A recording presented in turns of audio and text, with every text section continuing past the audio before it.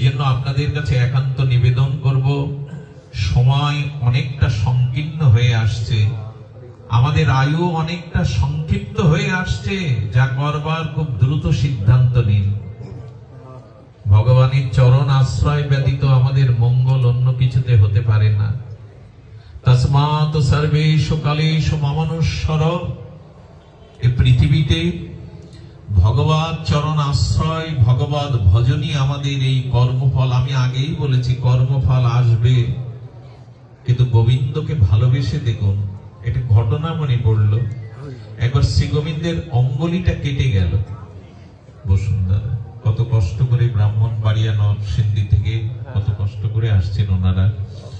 আমি হয়তো সময় দিতে পারবো না, তবু ওনারা সুধী ভক্তজন এসেছেন, ওনাদের অভিনন্দন জানাই, প্রণাম জানাই।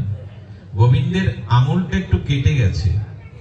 যখনই কেটে গেছে তখন সত্যভামা, রুক্মিণী দেবী, গোবিন্দের প্রেয়সী যারা, তারা তাড়াতাড়ি একটা ব্যান্ডেজ খুঁজছে। কোথায় ব্যান্ডেজ? ব্যান্ডেজ দিয়ে দেবে। আরে ওরা খুঁজতে গেছে, আর দ্রৌপদী নিজের দামির কাপড়টা ছিঁড়ে ফেলে গোবিন্দের অঙ্গুলিতে যখন ব্যান্ডেজ দিয়ে দিল, বলল দ্রৌপদী কৃষ্ণা। দ্রৌপদীর আর এক নাম কৃষ্ণা। তুমি এত দামি কাপড়টা ছিঁড়ে ফেললে। এ গোবিন্দ, এই জীবন যৌবন দেহ তো তোমার, শুধু কাপড়ের অংশ না, প্রয়োজনে যদি দেহের চামড়া খুলে দিয়ে তোমার চরণে একটা জুতা করে দিতে পারতাম। কৃষ্ণের চোখে জল এসে গেল। সেই দিন কৃষ্ণ প্রতিজ্ঞা করেছিল, যদি কখনো কাপড়ের প্রয়োজন হয় তোমার। আজকে নিজের আঁচলে আমার প্রেয়সী যারা, রুক্মিণী সত্যভামা, তারা ব্যান্ডেজ খুঁজতে গেছে, কোথায় কাপড় পাবে। দ্রৌপদী নিজের দামের কাপড়টা ছেড়ে গোবিন্দের অঙ্গুলিটা জড়িয়ে দিল। এই জন্যই তো গোবিন্দ কাপড়ের রূপ ধরে, বস্ত্রের রূপ ধরে দ্রৌপদীর লজ্জা নিবারণ করলেন। সংসারে শুধু নিবেন না, দিতে শিখুন। এই দেওয়ার নামটাই সনাতন ধর্মে বলেছে ত্যাগ। এই যে আজকে ঘর ছেড়ে, বিনোদন ছেড়ে এই মাটিতে বসেছেন, এই ত্যাগ করতে শিখুন। ভোগের দ্বারা পৃথিবীতে কোনোদিন শান্তি আসেনি, কেউ শান্তি পায়নি। ত্যাগতেন ভুঞ্জতে, ত্যাগ করো। ত্যাগের দ্বারাই মানুষের, আচ্ছা দেখবেন নদীতে পড়ে গেলে, সাগরে পড়ে গেলে, যদি জলগুলো আপনি নিজের দিকে টানতে থাকেন, মুখের মধ্যে নিতে থাকেন, আপনাকে ডুবিয়ে দেবে।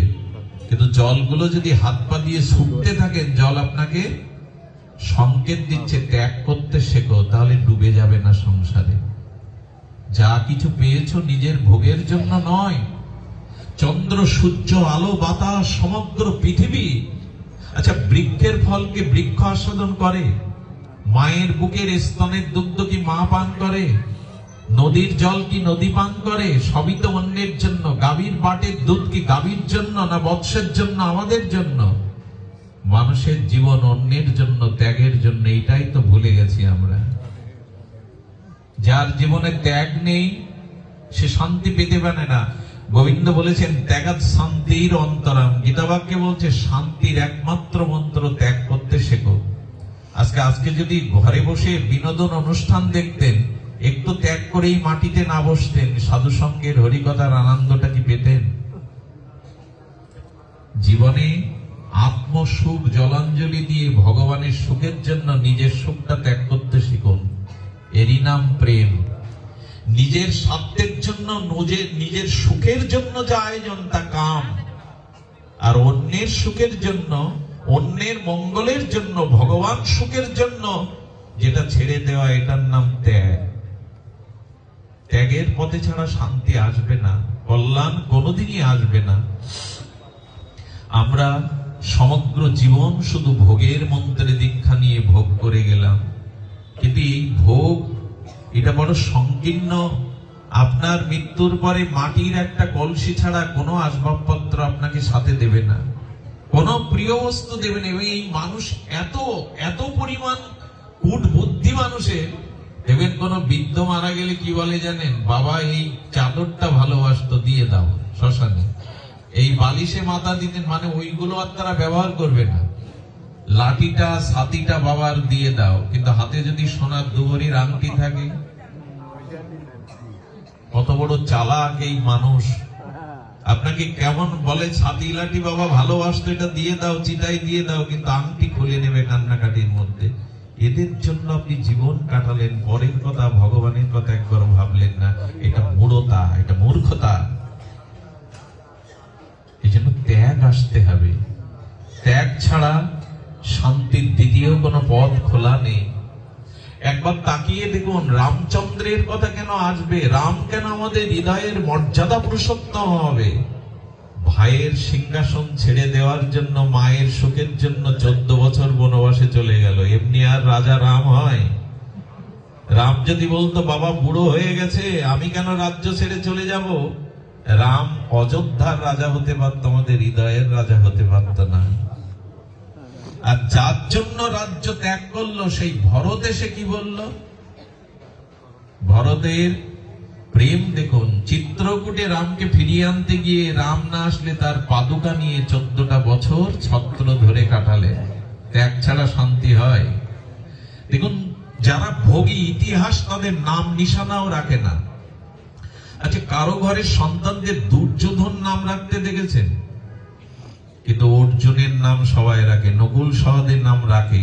এর একটাই কারণ, ভোগীদের এই জগতে কোনো স্থান নাই। এই জন্য দয়া করে, করুণা করে ত্যাগ করতে শিখুন। ভোগের জীবন যাদের অভিশপ্ত জীবন, আর ভোগ চাইলেও তো বেশি দিন করতে পারবেন না আপনার, সে ক্ষমতাও নেই দেহের, ইন্দ্রিয়ের ক্ষমতা নেই যে আপনি বহুদিন ভোগ করবেন। ভোগ করলেই রোগ এসে দাঁড়াবে। এই জন্য ত্যাগ অনন্ত, ত্যাগ শান্তি। আজকে এই কমিটিরা তারা এখানে অর্থ ব্যয় করে, আপনাদের আহ্বান করে কিছু কায়িক পরিশ্রম অর্থ দিয়েছে বলে তো এই ত্যাগের ভাগবত তৈরি হয়েছে। কি প্রয়োজন ছিল অর্থ ব্যয় করার? কি প্রয়োজন ছিল মানুষকে ডাকার? ত্যাগ চাই। এই ত্যাগের মন্ত্রই আমাদের কল্যাণ করতে পারে। তাই ভোগ থেকে যদি নিষ্কৃতি পান, আচ্ছা 5 জনের জন্য রান্নাটা করেছেন, কবজি ডুবিয়ে 5 জন ঘরে দুধ দিয়ে খেলেন, চর্বচেষ্য লেজ্জ পেয়েও, কিন্তু ওই 5 জনের রান্না, 5 জন অতিথি আসলে যদি তাদের সেবা করিয়ে দেখবেন, ওই দিনের আনন্দটা ঘর ছাপিয়ে যাবে। দেওয়ার মাধ্যমেই, ত্যাগের মাধ্যমেই আনন্দ আছে। আমরা কঞ্জুস, আমরা দিতে চাই না। সমুদ্রে পড়ে গেলে হাত পা ছুড়ে জল ত্যাগ করুন, তাহলে জল ডুবাবে না। যদি চুপচাপ বসে থাকেন, নিজের দিকে টানেন, জল ডুবাবে। ত্যাগ ছাড়া এই জগতে কেউ শান্তি পেতে পারে না।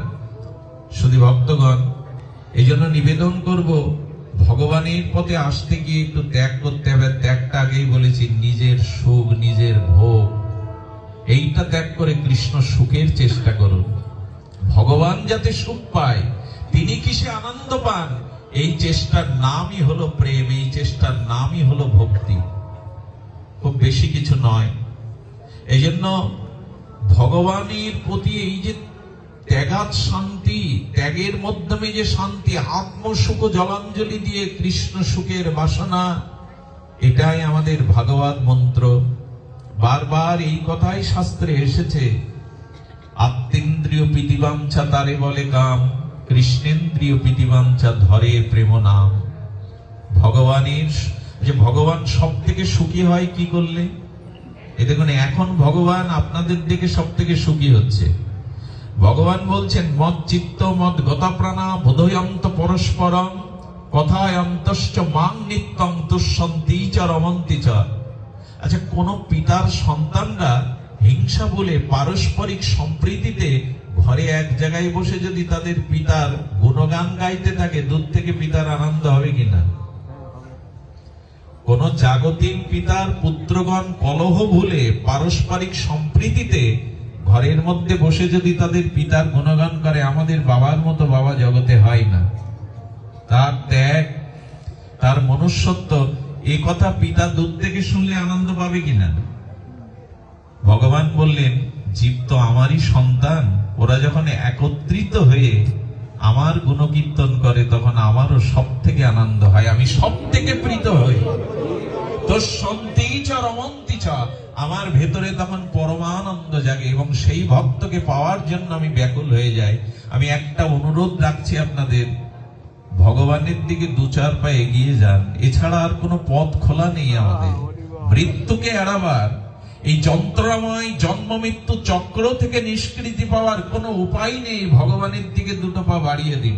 এক ভক্ত গোবিন্দকে বললেন, আচ্ছা আমি দুপা বাড়ালে তো তোমার কাছে যেতে পারবো না, ভগবানের কাজ করো, আমি দু চার পা বাড়াচ্ছি, তুমিও যদি দু চার পা বাড়াও তাহলে অনেক দেরি হয়ে যাবে তোমার কাছে আমার যেতে, তুমি একটু বেশি এগিয়ে আসতে পারো না,